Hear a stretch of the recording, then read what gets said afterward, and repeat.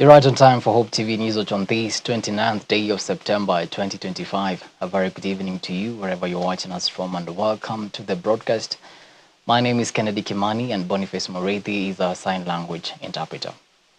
Now, the IEBC has officially kicked off a nationwide voter registration drive ahead of the 2027 elections. Launched today in Kajiado County by the IEBC chair Rastas at the Kong, the exercise targets over 6 million eligible Kenyans, first-time voters and those seeking transfers. Registration will take place at the IEBC constituency offices and Huduma centers with a national ID or a valid Kenyan passport as proof. I think our BVR, what you call biometric voter registration kits, are configured to take into account all those identifiers which are unique to an individual. And that's why we do the fingerprints, but also the facial features to allow us to authenticate that indeed, besides what is in the ID, the person who has been registered as voter is the right person. Kwa hivyo hiyo, na sisi pia kwa upande ya registration ya voters, we are guided also by the Data Protection Act and of course the laws governing privacy. Now, governors are sounding the alarm over the government's new e-procurement system just 3 months after it was rolled out. They claim the platform has stalled crucial operations and warn that county services could grind to a halt. Speaking at the 28th IBEC meeting chaired by the Deputy President Kithure Kindiki, the governors also demanded the release of 36 billion shillings in delayed funds. So we feel that this EGP thing, along the road, you people will either realize that you are not given the full picture and would ask to revise it, or it will be implemented with pain that was not necessary. We feel that as governors and counties, we have really been pushed to the wall. So much so that we are unable to operate. We must also find time this morning, in the limited time we have, to also get an update on where we are on the pending bills and see how we make progress. So, you know, the bills now, the pending bills now are at the level of 720 billion, out of which 172 billion is with the county governments. Now, away from that, junior secondary school teachers in Tharaka-Nithi County and other counties are backing calls to separate JSS from primary schools and grant them full autonomy. They cite professional mistreatment, unclear career paths and poor infrastructure as major challenges. Teachers demand independent leadership, separate academic calendars, and better facilities to support the competency-based curriculum. Kuppet power.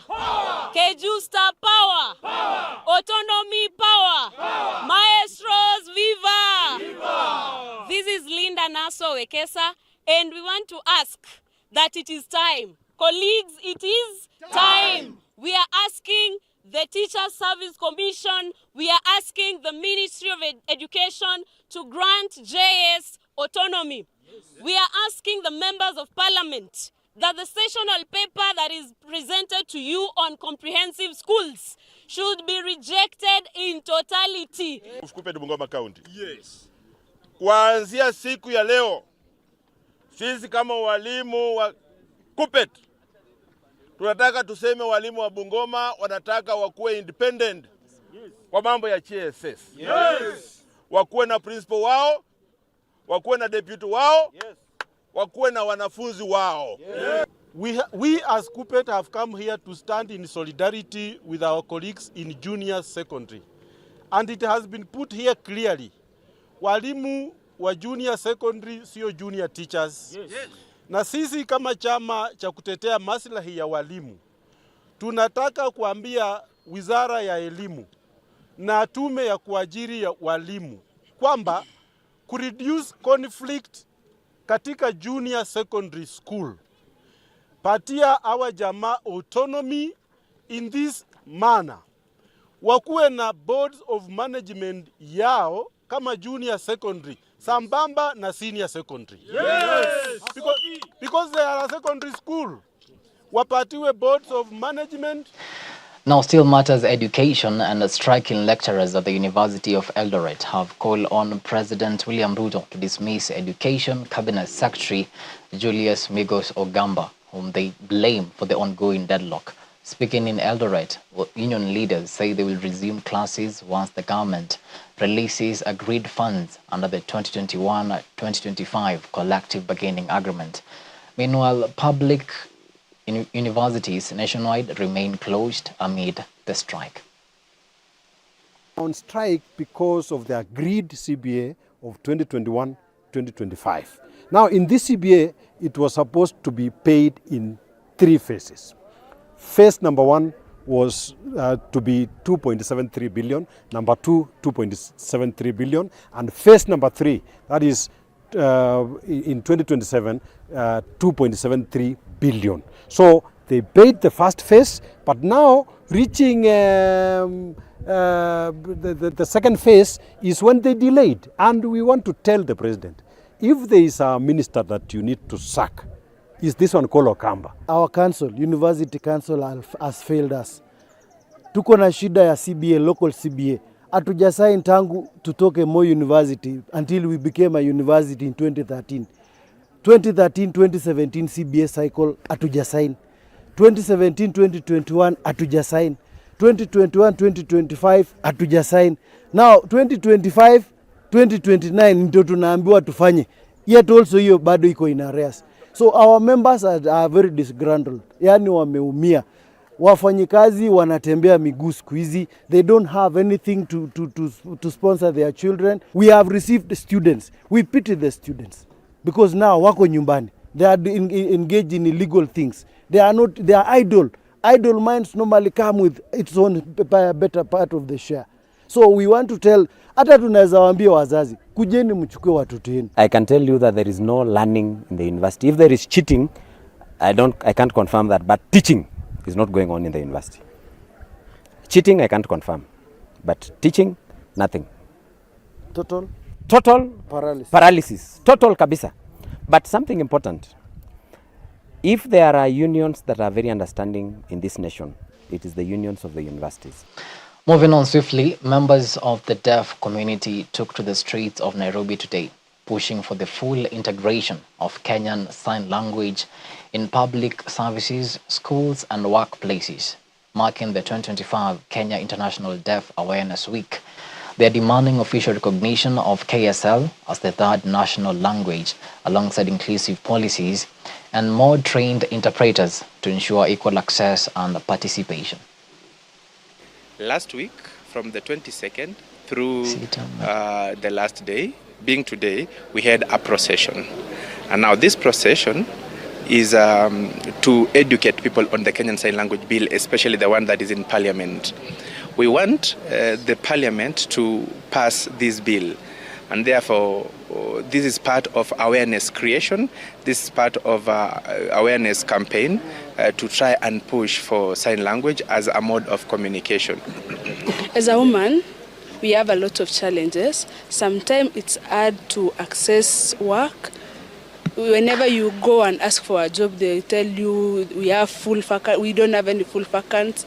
So we have a lot of challenges. So the biggest challenge is job. And also sometimes we don't have the needed skills. And sometimes also they can prefer a man more than a lady to be employed because of the skill that they have. So I think as women we have a lot of oppressions, yes. Now, Sitam Machakos marked its third anniversary this past Sunday with a special service attended by believers from across the county. Led by Sitam presiding Bishop Callisto Dede, the celebration highlighted the church's rapid growth and called on members to stay faithful, dedicated, and selfless to keep the spiritual flame alive.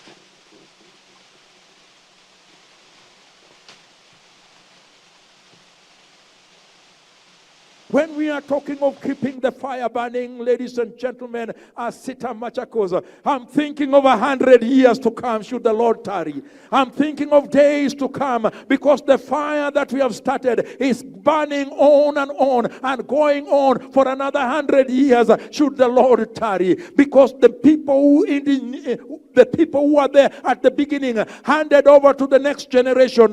These are the elements that will help you keep the fire burning. Remove the chaff from the fireplace. Maintain the fire by adding the fuel.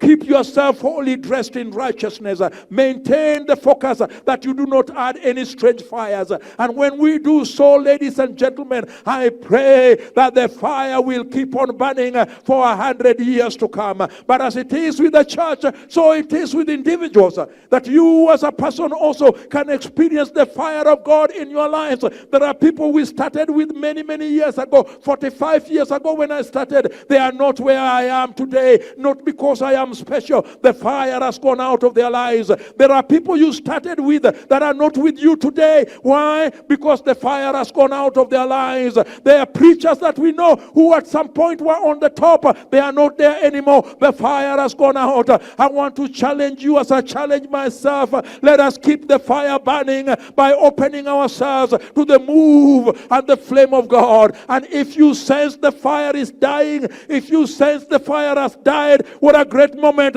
to come back to the Lord. Oh God, ignite my fire, ignite the flame in my heart, set me ablaze for the Lord, keep me burning, oh God, for the glory and the honor of your name.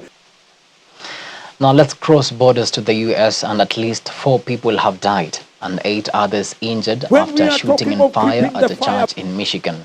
The suspect, Thomas Jacob Sanford, was killed by police minutes after opening fire during Sunday service. Authorities say he rammed a vehicle into the chapel before attacking worshippers with an assault rifle. The motive remains unclear. I gave you 10 victims who were victims of gunshot. Since then, we have 2 victims who are now deceased. One additional one had died at a local hospital. And again, that suspect is deceased as well. 7 other victims at this time are in stable condition. 1 is in critical condition. Quite an unfortunate incident right there. Well, it's exactly 18 minutes past the top of the hour. Time now for a short break. But immediately after, I'll be back with the business and sports news. Stick around.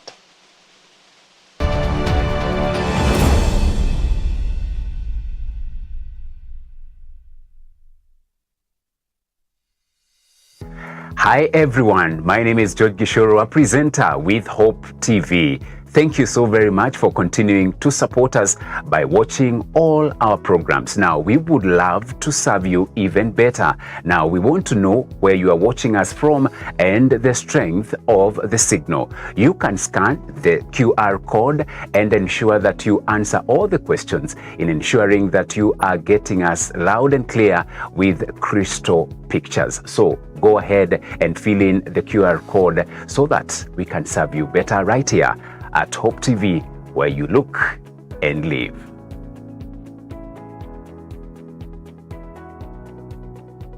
Get ready for an unforgettable worship experience. Hakuja kuwa, hakutakuwa. Niwe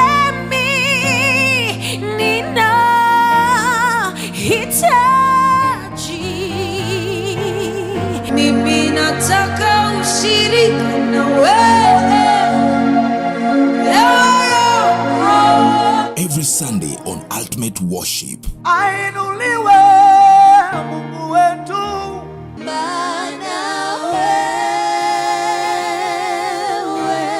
Where we bring you live music, powerful praise, and anointed gospel ministers and bands. Nashangilia Mwokozi.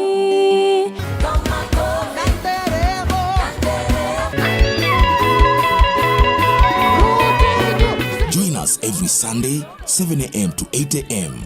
with a repeat at 6 p.m. to 7 p.m. Everywhere I go, I see you right there. It's not just music, it's worship unleashed. It's ultimate worship. You're too faithful to fail me. Only on Hope TV, where you look and live.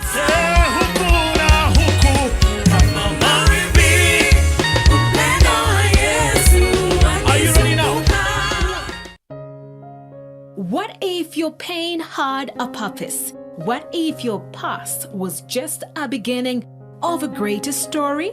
Gotten to another level because now I could not do anything without it, and now it became like a poison. I take it today, it grounds me for 3 more days. If I had not read the Bible, when I read the Bible, it just confirmed all the more that I had an encounter with the Lord, because I told him, Lord, why have you come to me? From the streets to the sanctuary, from the prison yard to the pulpit, real people are sharing the power of God's transforming love. No matter where you've been, God can rewrite your story. So I got him, I just called, and by luck, he picked up the phone. I explained everything and what I was feeling. Wow. He started praying in tongues immediately over the phone, and that thing, whatever it was, it stopped. Join me, Sharon Aitore Wanganye, for Testify every Thursday at 8 p.m. as we listen through the journey of hope, healing, and redemption through the voices of people just like you. And when you're running away from God, there's only the fire you can run. Yeah. I stand here as a witness that God catches up. These aren't just stories, they are testimonies. Don't just watch, testify.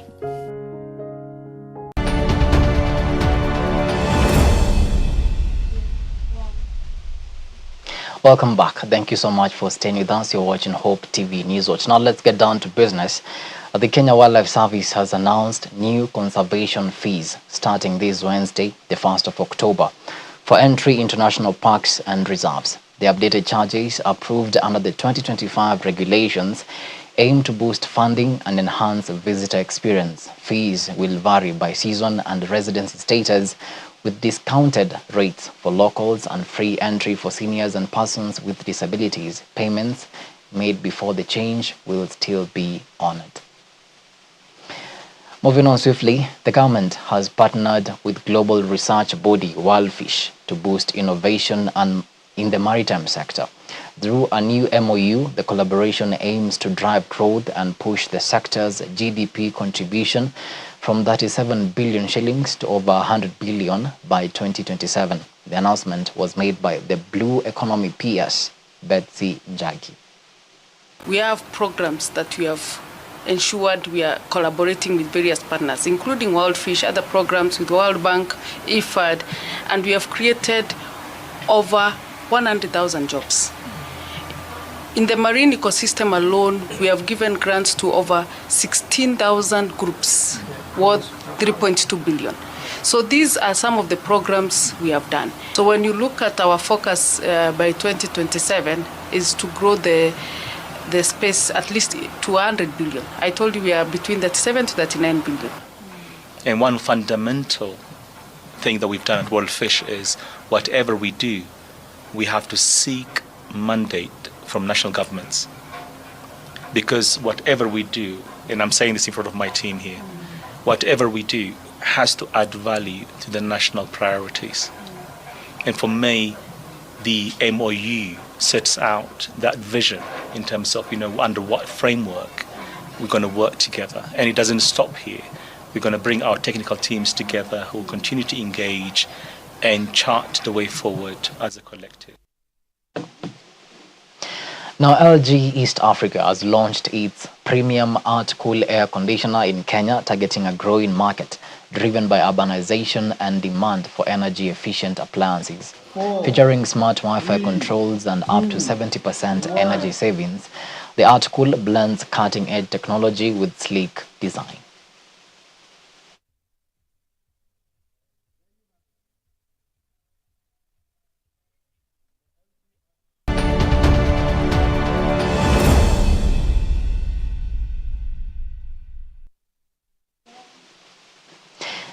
And to some sporting action now, round 3 of the 2025-2026 FKF Premier League season kicks off this Tuesday with Kariobangi Sharks facing KCB at Kasarani Annex. On October the 1st, that is on Wednesday, Mara Sugar host Nairobi United, while Tusker FC takes on Mathare United and Kenya Police meet Ulinzi Stars. Meanwhile, Shabana FC secured a 1-0 win over Bandari FC on Sunday thanks to Brian Mishira's goal in the 63rd minute.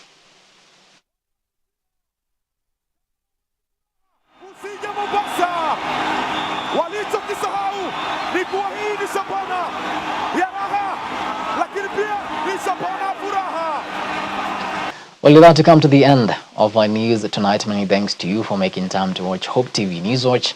On behalf of the amazing team that made this bulletin a success, have yourselves a blessed night. My name is Kennedy Kimani, and Boniface Moredi has been our sign language interpreter.